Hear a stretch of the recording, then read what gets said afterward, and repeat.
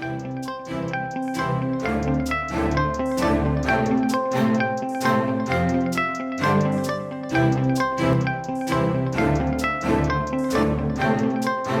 evening.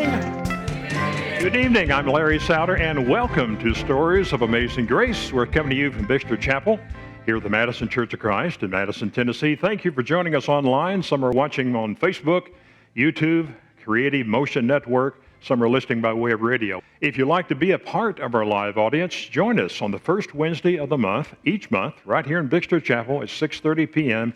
at the Madison Church of Christ. Be glad to have you. Our theme scripture comes from Romans 8:38 through 39, and I am convinced that nothing can ever separate us from God's love, neither death nor life, neither angels nor demons, neither our fears for today nor our worries about tomorrow. Not even the powers of hell can separate us from God's love. Our guests tonight, two guests, Matt and Christy Driscoll. I have not met them except tonight. This is the first time, so welcome. Glad that you're here. They were recommended by Laverne Vivio. She heads up the Celebrate Recovery group. She sent me a couple testimonies from Matt and Christy, and the first line of each one, I'd like to read this to you. Hello, Forever Family. This is from Matt. I'm a grateful believer and warrior for Jesus Christ. I am in recovery for alcohol and sexual addiction, and my name is Matt. And there are several pages of testimony here. We'll get to some of that during the interview. And from Christy, my name is Christy. I am a grateful believer in Jesus Christ, and I am in recovery for insecurity, people worshiping, and codependency. And again, several pages of testimony that she shared with people. Well, before we meet Matt and Christy tonight, I want to read an excerpt from Christy's Facebook page. A little over 4 years ago, I reluctantly walked through the doors of a ministry called Celebrate Recovery. I was at a low point in my life. My marriage was over, and everything I thought I knew was a lie. I found a place that I had not realized I was always looking for. Celebrate Recovery is what the church is supposed to be. And from the Celebrate Recovery website, Celebrate Recovery is a Christ-centered 12-step recovery program for anyone struggling with hurt, pain, or addiction of any kind. And you'll hear the Driscolls' story and more about Celebrate Recovery right after this.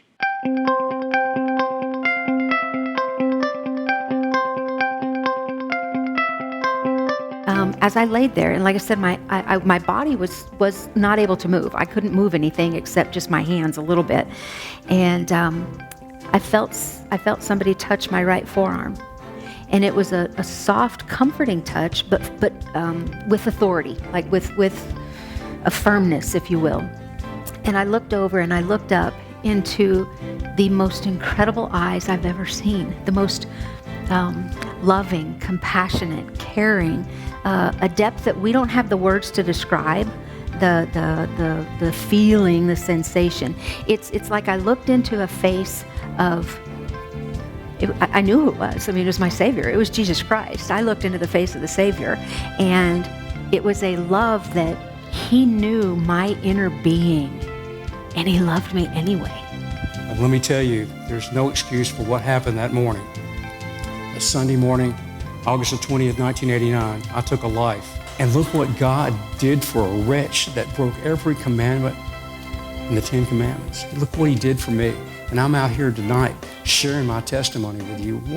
What kind of God do we serve? It's a God that changes things. It's a God that cares about you. I want to begin with something I saw on my brother's Facebook page. It says, the guy at the furniture store told me the sofa would seat 5 people without any problems. Then it occurred to me, I don't know any people without any problems. We all have problems. Yes, we do. Yes, we You have shared a lot of your problems in these testimonies. Why are you so open in sharing your problems? It's not our story to hold on to. I mean, this is God's story. Try to tell folks, a lot of folks may not realize it, but Leonardo da Vinci never completed the Mona Lisa. Uh-huh. And there's a lot of speculation as to why. I like to think that Leonardo wanted to leave some mystery there to what would the finished product look like. And that's kind of what it is with God's story of our life. So our testimonies aren't our story, it's God's story and what He's doing. It's kind of like that never-ending art piece. Well, let's talk about the story. When did the troubles begin? They began back when you were a young child, right? For pretty much For both of us, you. yeah.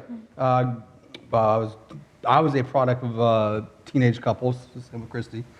My folks didn't last. Their marriage lasted less than the pregnancy, actually. Father stepped out on my mom very early on within the first year. Didn't want to be married, so went off and found happiness in the arms of somebody else, and kind of just left us behind. Really had nothing to do with me. Signed me over to my mom. When she got remarried, they literally changed my first, middle, and last name. I was actually born Gary Lewis Driscoll Jr. So my dad left, mom remarried, they changed my name to Matthew Thomas Chevenel, which you want to talk about identity crisis. It's really, Chevenel. Okay. This was at the age of 5. Yes, at the age of 5. My sister was born. During her baptism, he legally adopted me and changed my first, middle, and last. That marriage only lasted 2 or 3 years. At that time, we were living in Germany, and when they got divorced, we came back from Germany, and I hadn't seen anybody in my family prior to my mom getting with John. And come back from Germany, and everybody's, hey, Gary, and I'm looking around like, who are you talking to? I had absolutely no idea they were talking to me. And I'd forgotten that was my old, it was kind of my born-given name. It really kind of, I'd say, caused a little identity crisis. Because then at that point on, pretty much from 5 on, I'm like, okay, well, if I was Gary and I started to have the comprehension of that I had a biological father that wanted nothing to do with me, and then shortly after coming back from that, her and John divorcing, he had nothing to do with us, so it really kind of left me with some really serious dad issues. So the father figure was not there. Yeah, neither one. So now I've gone through 2 father figures that had pretty much nothing to do with me. It pretty much carried on through the rest of my childhood. Mom would be in and out of relationships with men. I'd kind of cling on to them only to be rejected, and I felt like there was something I was doing wrong. My mom would actually tell us that we were the reason, meaning me and my sisters, that we were the reason that these men would leave our lives. So I just kind of... How'd that make you feel? Alone, abandoned, just worthless. My self-esteem was really incredibly low going into my adult years. Now I had to kind of figure out how to be a man on my own. I never had a positive real role model, but few role models I would have in and out of my life. A lot of times it was negative things that would be introduced. Pornography was first introduced to me by one of my mom's boyfriends. He would slide Hustler magazines under my mattress at night when we'd spend the night over to keep me occupied. And I think it was about age 10 or 11 at that point. So that was my role model. She did date a guy for a little while, taught me how to hunt and fish, but he was also a motorcycle MC, and drugs and certain gang life was kind of like the norm. You were sexually abused twice, weren't you?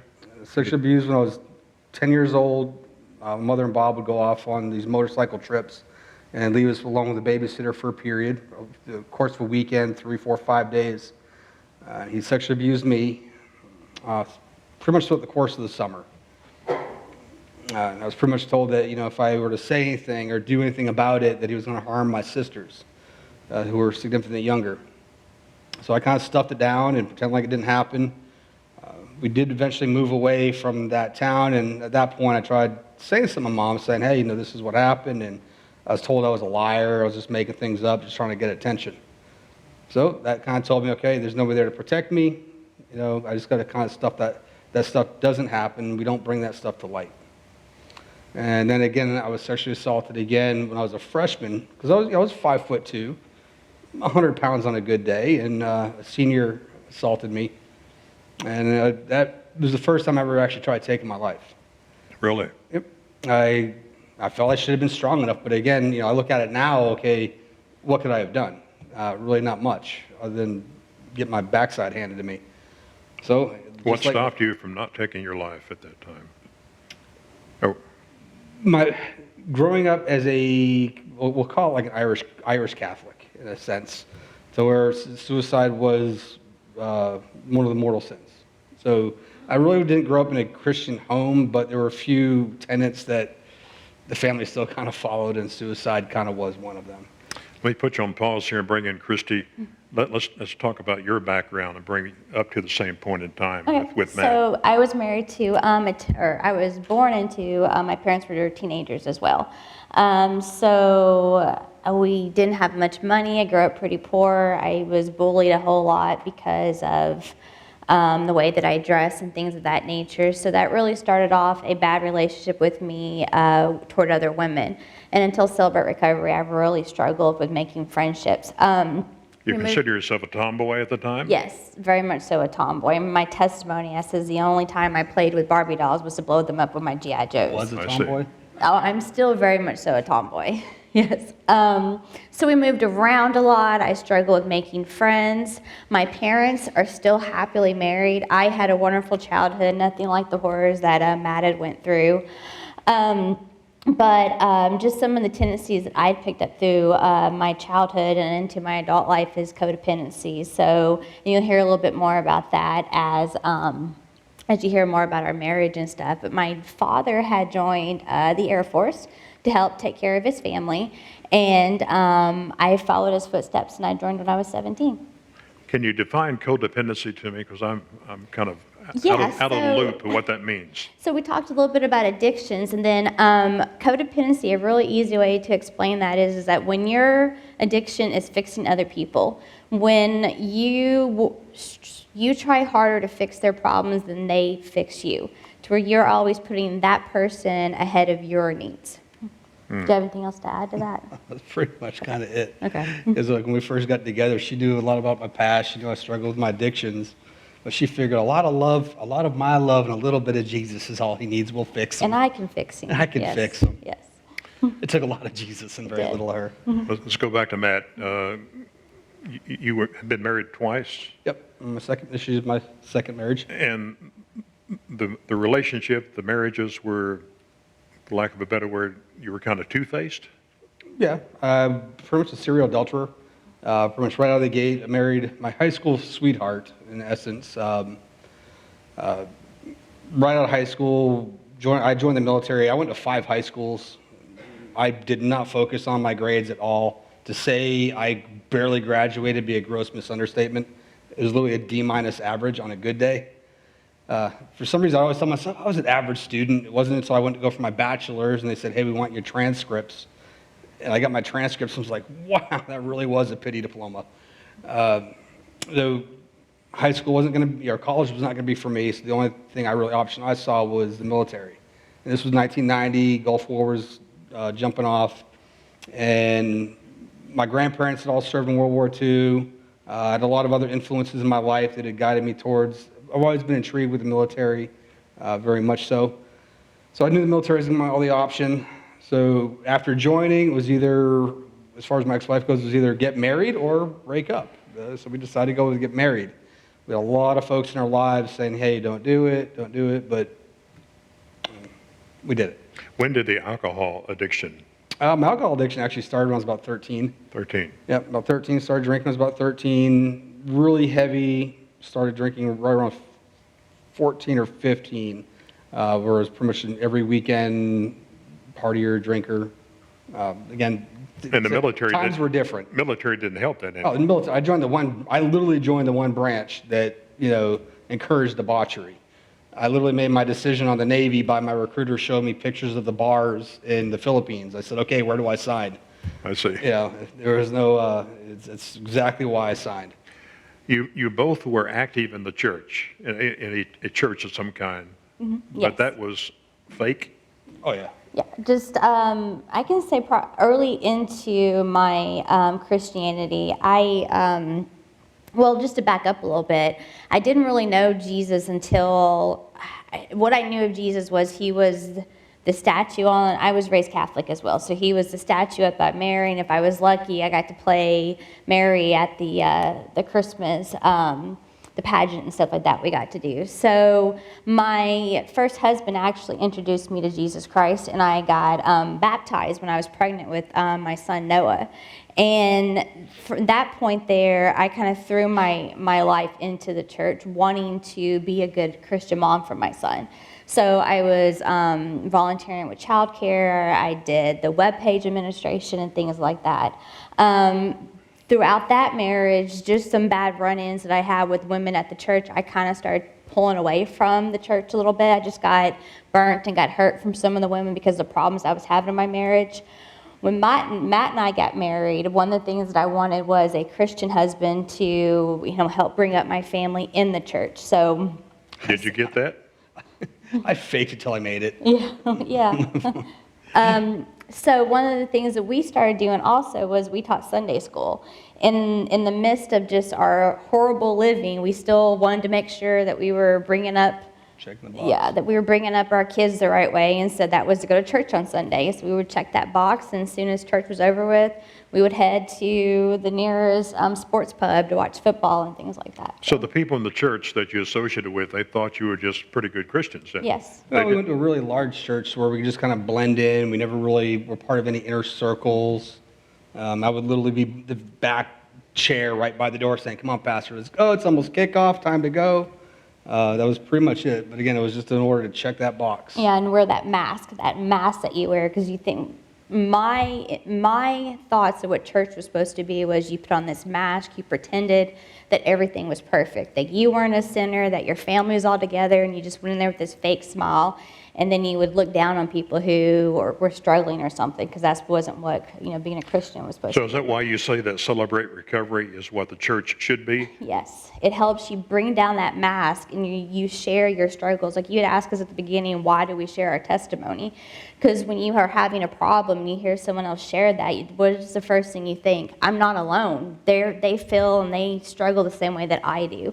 So what's beautiful about Celebrate Recovery is that we are going to meet you where you're at, and we're going to love you where you're at. You're not judged, absolutely no way whatsoever. We're never going to ask you to leave, no matter what it is that you're going through. You don't even have to believe. We're going to love you where you're at. I do want to get back to your testimony, Yeah. but since we're on Celebrate Recovery, what's the difference between Celebrate Recovery and other support type groups? Celebrate Recovery is a Christ-centered only ministry.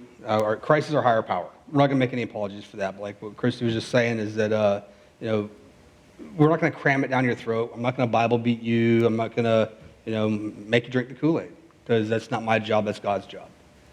So the biggest difference between secular recovery, meaning any of the A's, this table could be our recovery. By A's, I mean the anonymous, the Alcoholics Anonymous, the Narcotics Anonymous, a lot of the A's. Anything could be your higher power. But in Celebrate Recovery, Jesus is our only one in higher power. And we're never going to make any apologies for that. That's the biggest. Probably I'd say the other biggest difference in Celebrate Recovery is we do everything in a community. As iron sharpens iron, one brother sharpens another. Another scripture I love to share is, a cord of three strands can't be broken.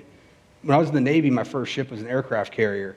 And, if you have to imagine the size of rope that for each part tying a carrier down, there's so many strands in that rope. That's what I feel like my life has become. Our lives has become is we are tied down to our pier with the size of an aircraft carrier rope. Now, a couple strands there may break from time to time, but the overall core of that rope is solid and strong. And that's what Celebrate Recovery, that's one of the biggest difference, is it's all about building a community and building family. That's why, like you said and shared in the testimonies, we say, hello, family. Mm-hmm. Because these are our brothers and sisters in Christ. If you're a believer, we're all brothers and sisters. We may have different backgrounds, come from different places, but we're all still the same. We all originated from Adam and Eve.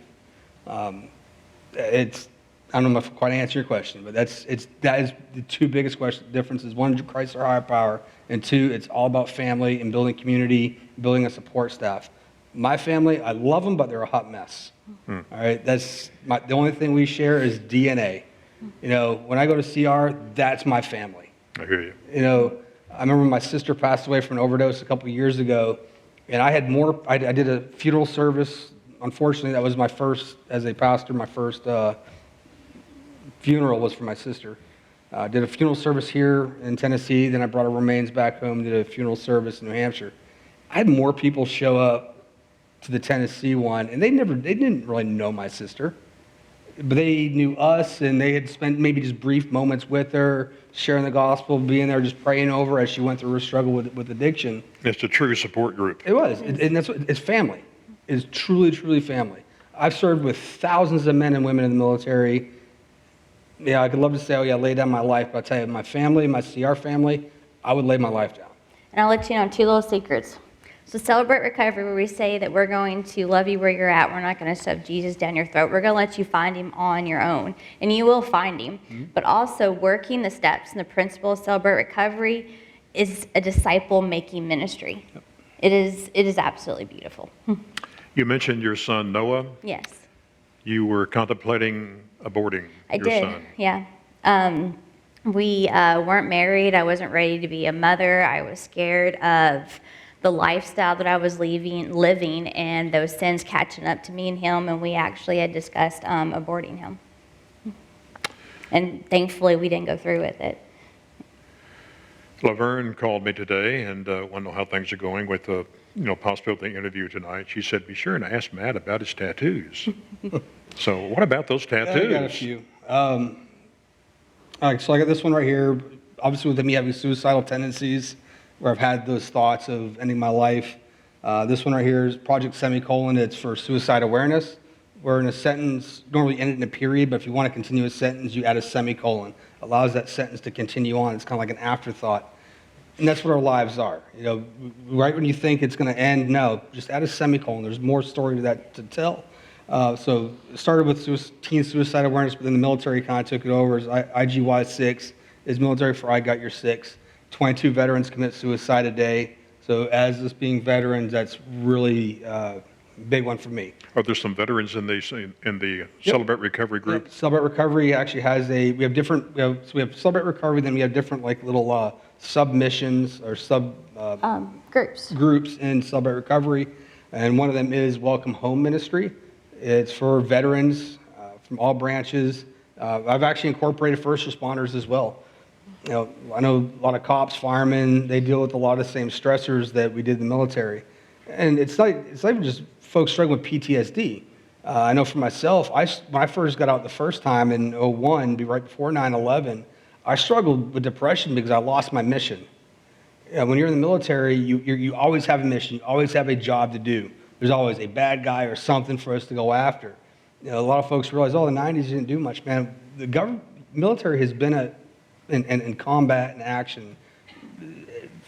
Systematically, it has quadrupled, tripled every decade, going back to Vietnam. But the only difference is it's never called a war. It's called operation. Right. Operation this, operation that. So we always had a mission. We always had something to do, some bad guy out there that we had to take care of. One of the missions that you were on, you had to take a life. Yep. How did that affect you in the military? Honestly, I tried to act like it really didn't affect me at all. Tried to kind of stuff it down. So as far as my walk with God, I really pretty much grew up not believing in God, because with all the things that happened in my life, if there's a God, there's no way he's real. If he's real, he's a really cold-hearted person. So I really struggled with God. Throughout the mid-90s, you didn't have like all the counselors and counseling that they have today for veterans. So back then, we used to sit down with pastors.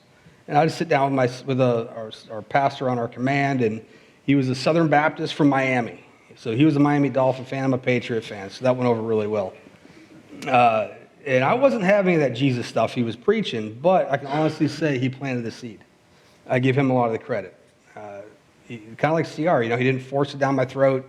He just shared, and I can honestly say I probably shifted from being like an atheist to an agnostic at that point, because ooh, what if he's right? I need to hop over on this side of the fence real quick, because I started really questioning my beliefs on God. The way it was all because he showed me godly love. That's really what it boiled down to. So, one of the I don't know if it's a hang-up or what would you call it? You wanted your children to always be provided for financially.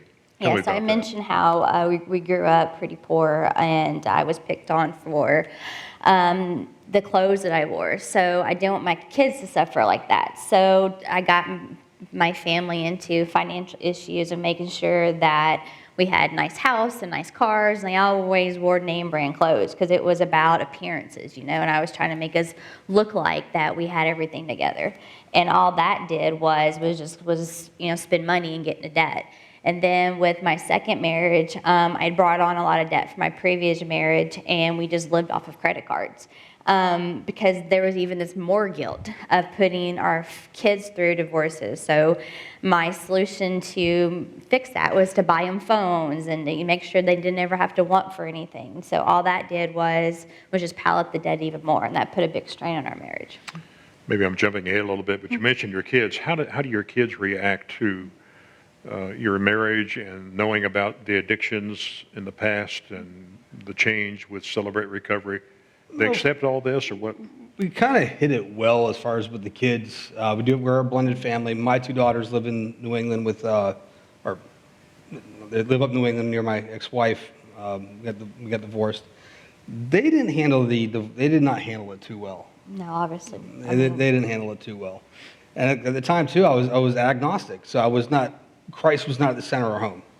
And neither one of my daughters they're kind of agnostic where they believe in God, but they're not followers.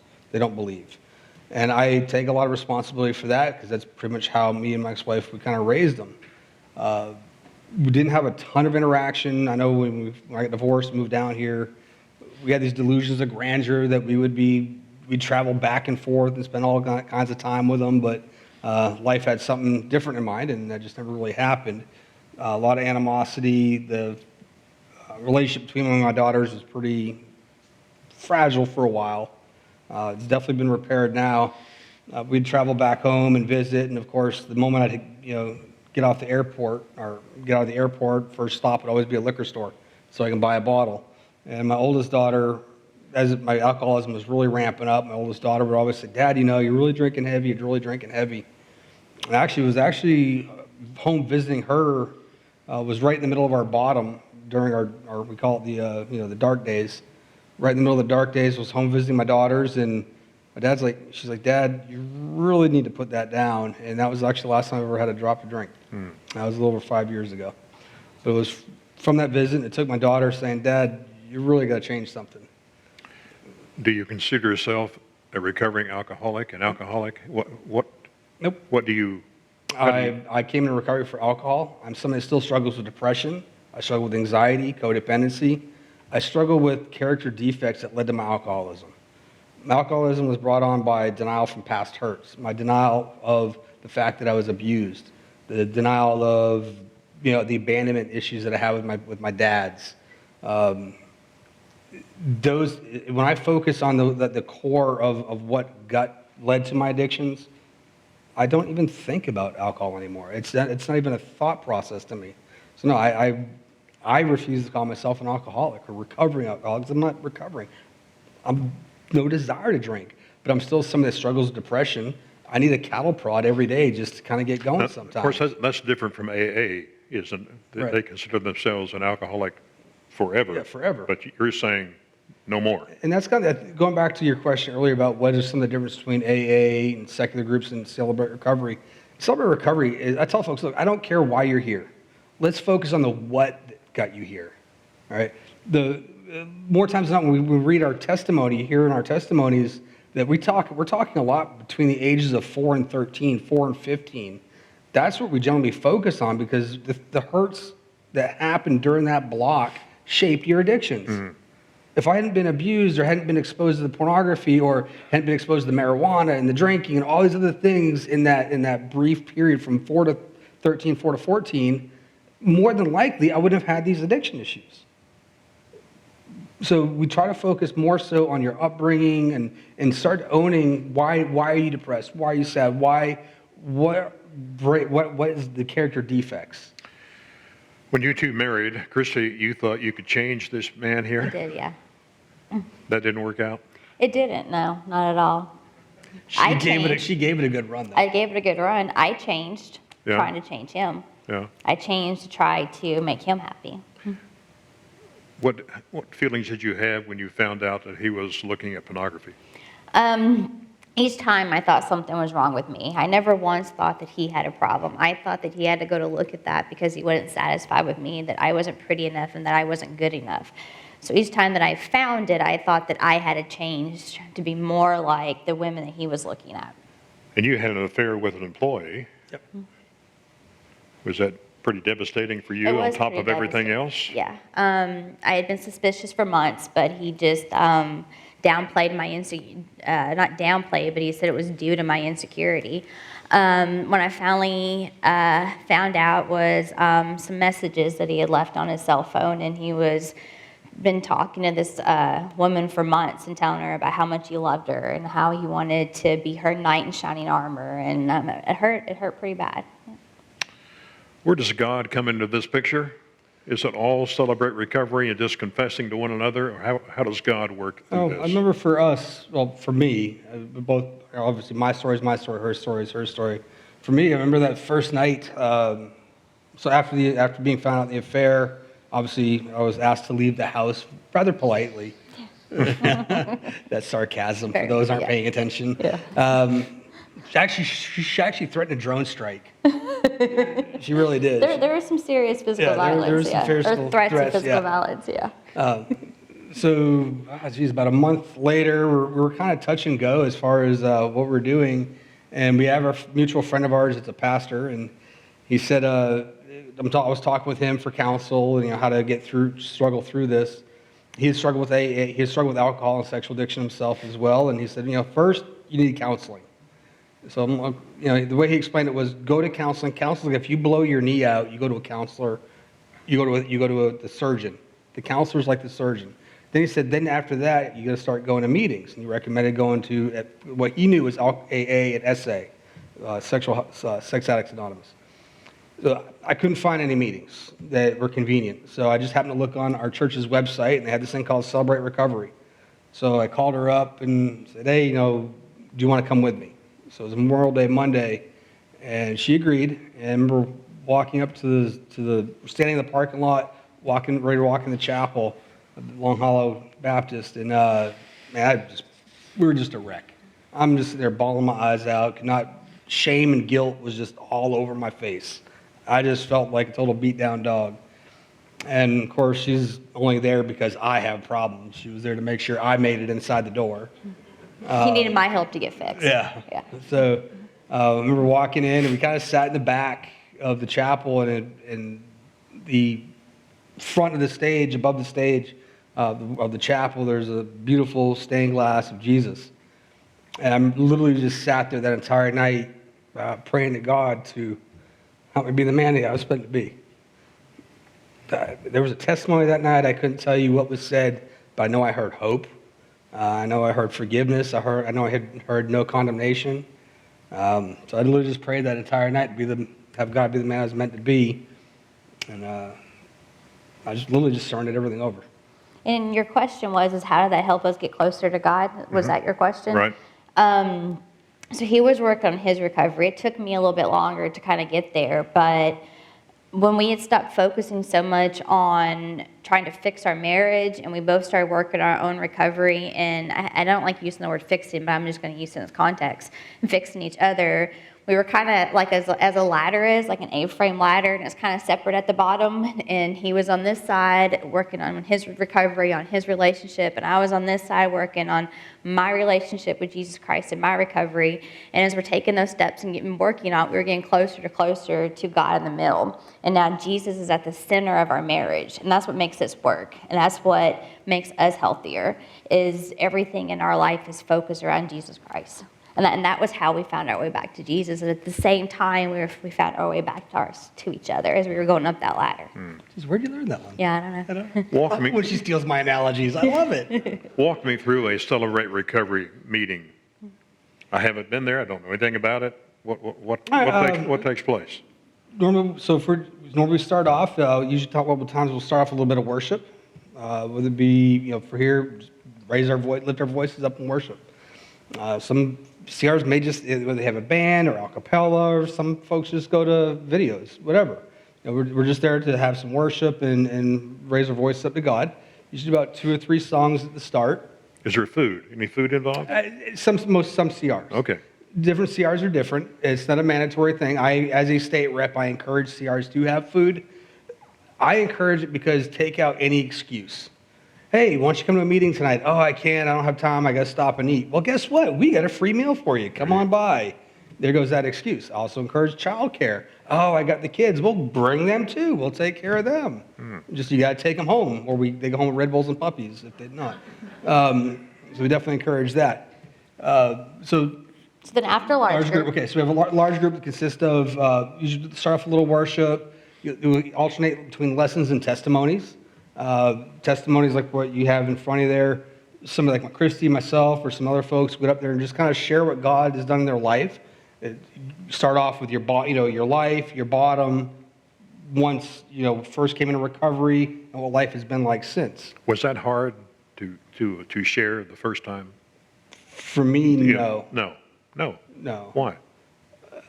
It was time. I'm probably a little narcissistic. I like the attention, I guess. Yeah. But for normal people, yes. For normal people. Yes. What do you mean? It is. Yes, for normal people. For normal people, yes. Do you trust the people that you share to, that they're not going to spill the beans? Yes. Yeah. Yes. You do. And if they do, I don't care. Okay. Everybody in this room could walk out right now and tell my story. I don't care. There's nothing I have shame for. But some people would care, wouldn't they? They would, but usually, so for the testimonies, people, you can't just walk in and say, hey, I want to share my testimony. Okay. You got to go through a process, a thing called a step study. Okay. And through that, it takes about at least a good solid year if you come into CR before you're ready to share. Okay. So we're not just going to grab Joe off the street and say, hey, you come blab your story to everybody. I see. So you've been here a while, you've been walking through the steps, working through the process, and you're going to feel safe and comfortable. Because at that point, man, like Christy said, you get that mask off. Look, what you're seeing right here on stage is what you get. You would ask me, hey, a lot of times I have a hard time nudging people telling their story. I was like, bring it. What do you got? So back to the night of CR. So after a large group, we go to what's known as small group. It is women with women and men with men. So that's another thing different. Secular groups, they mix up. But in Celebrate Recovery, it's always women with women and men with men. So then you go to a men-specific group. That could be life issue, it could be chemical, it could be sexual abuse, it could be sexual addiction. And then the women have the same groups too. Depending But it's not always the addictions. It's which is kind of unique about this group, isn't it? Yeah. 70% of the people that attend Celebrate Recovery aren't there for addiction. No. I entered the door Are for not there addiction. for- are not I'm not there. I entered Yeah. for addiction. She entered because she married an idiot. Yeah, for life issues. I'm in Celebrate Recovery for life issues. And so we also have the life issues group, which is usually one of the largest Yeah. groups. And the same with men too. Guys are just struggling with life. And what are some of those hurts? Can you list some of those? Some of the depression, The struggles. anxiety, codependency, anger. God, the list can go on and on. Stress, workaholic. I mean, I know more guys that struggle with work addiction than chemical addiction. Do you ever graduate from this? No, there's no such thing. Oh, You don't ever graduate. I will be in recovery till the Lord takes me home. Can you explain that a little better? What's that? Yeah, what do you mean? As far as no, there's no graduation. It's a continuing process. There's 12 steps and eight principles. You have to live them every day. So Step one, you have to wake up But- every day, admit that you are powerless, control your tendencies so every day. Once you're in Celebrate Recovery, you're there for life. You couldn't separate. yeah, You can. absolutely, yes. But what he means by that is what we say is that I'm going to come to Celebrate Recovery to the day the good Lord takes me home, because Celebrate Recovery keeps me rooted. I see. So we live in a cold, dark, ugly world. And what's nice about Celebrate Recovery, you can come in there and you can take your mask off. You can just unload this baggage that you're carrying around with you, and you could praise with your brothers and sisters the Lord. You can hear a lesson here and testimony, and then you go to a small group and you sit with people that love you unconditional and that you love unconditionally too, and you can share what's going on. And it's a safe place. Nobody's going to talk about it outside of that room. They're not going to talk about it amongst themselves. And whatever is going on in your world, that's something you can come there and you can do. And then as you're working through some problems, you can join a step study to work on that. So we're all like onions, like Shrek. And so you can use a step study to peel, like I'm in my 6th step study. And my very first step study was working on my anger from my affair. And then my second step study was working on my food issues. And then my third step study was working on my codependency. So I'm always working on something. We are a work in progress. And so that's what's beautiful about Celebrate Recovery, is that you just constantly bring to at the foot of the cross the struggles that you're having and work through it with your brothers and sisters. And also add on that too, like I'm on my 8th step study and I'm still working on things, some of the same things I started working on in the beginning. Mm-hmm. I'm still working on resentment towards my parents.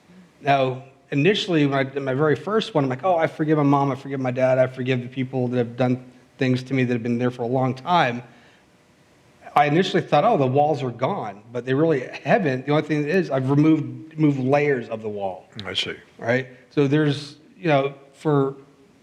we just met. So if you hurt my feelings, yeah, I can get over that pretty quick. But if we have a relationship over 20, 30 years, and there's 23 years of damage, that's going to be a very high wall to build up a resentment. So it's going to take some time. If it took years to have these hurts, it's going to take years to get rid of them as well. And that's where we're utilizing the 12 steps and realizing that there's just no magic wand we can wave and all your hurts, habits, and hang-ups just magically go away. A lot of the stuff that we hang on to that led us to our addictions and to our struggles, it's going to take a little while. And it's going to take multiple step studies and multiple journeys. You've got to work the principles and steps every day of your life. Every day you need to wake up and say, Lord, I'm broken. Lord, you're there, and Lord, take this.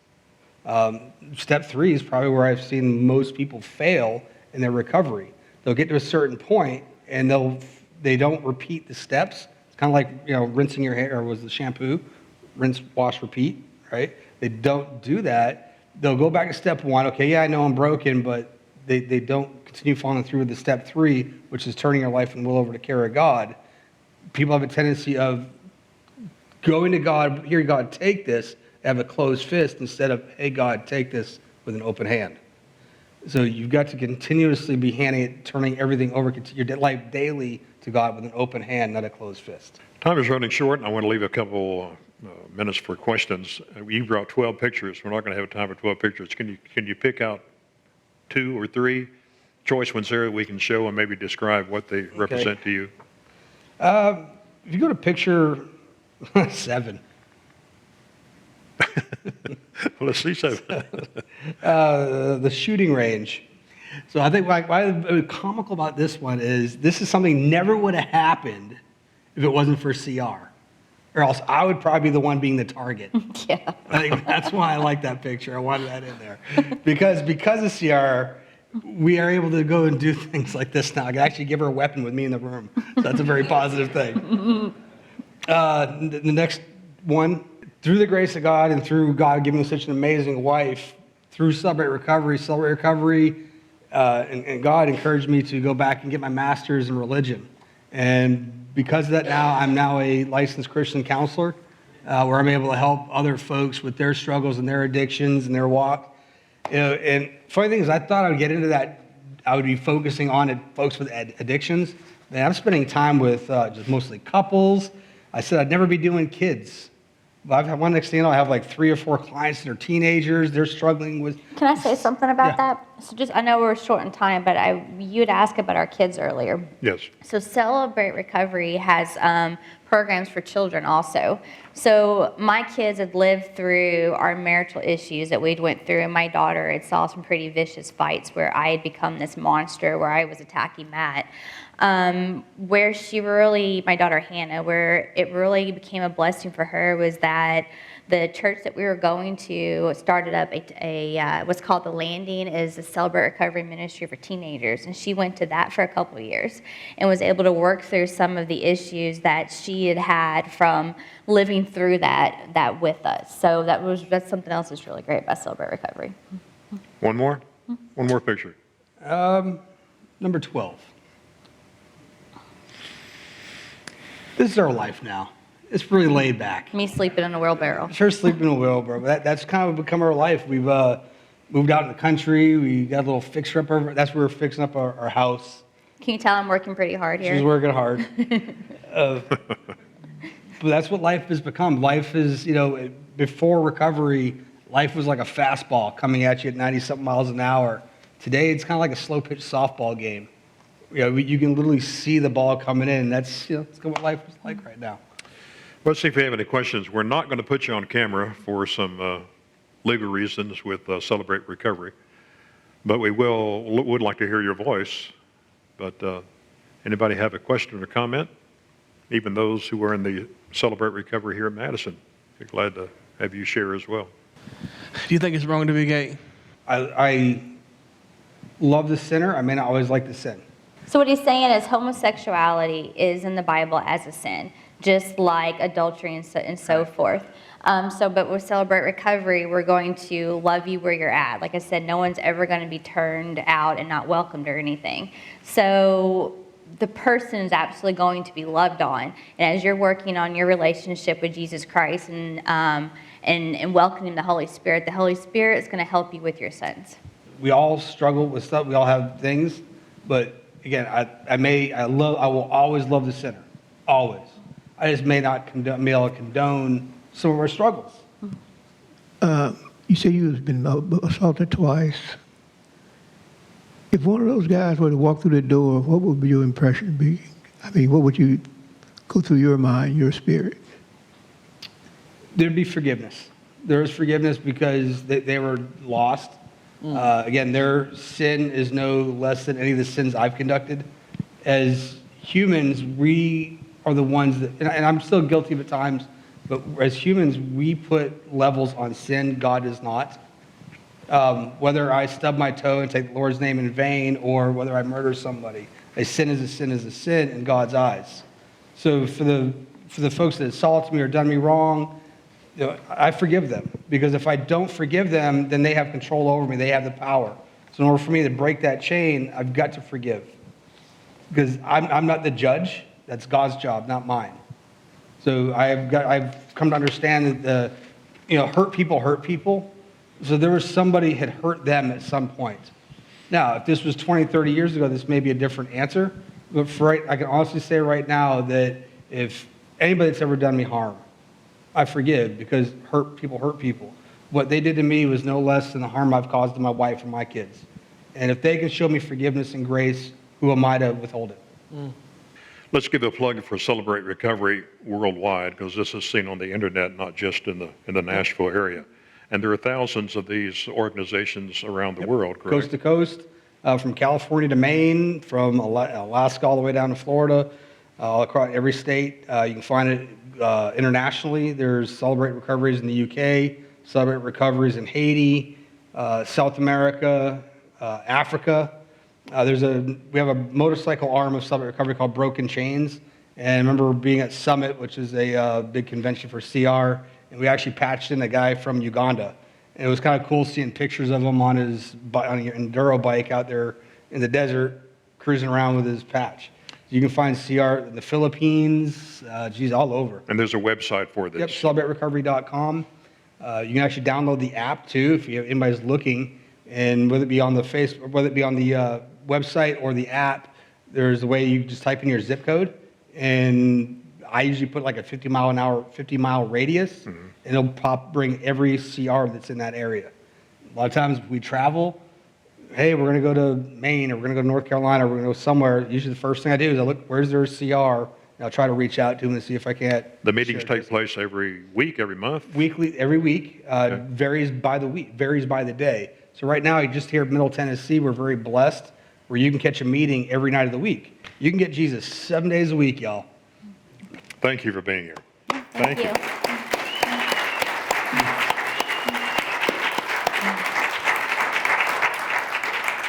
Well, here's some words that hit home with me. When a flashlight grows dim or quits working, do you throw it away?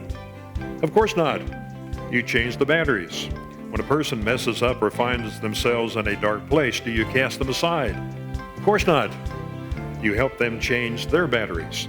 Some need AA, attention and affection. Some need AAA, attention, affection, and acceptance. And some need D, direction. And if they still don't seem to shine, simply sit with them quietly and share your light. I believe CR covers all three of those: attention, affection, acceptance, and direction, and the light is being shown. Thank you for sharing your story, and I encourage you to share your story of amazing grace with someone this week as well. Good night, and thank you for being here.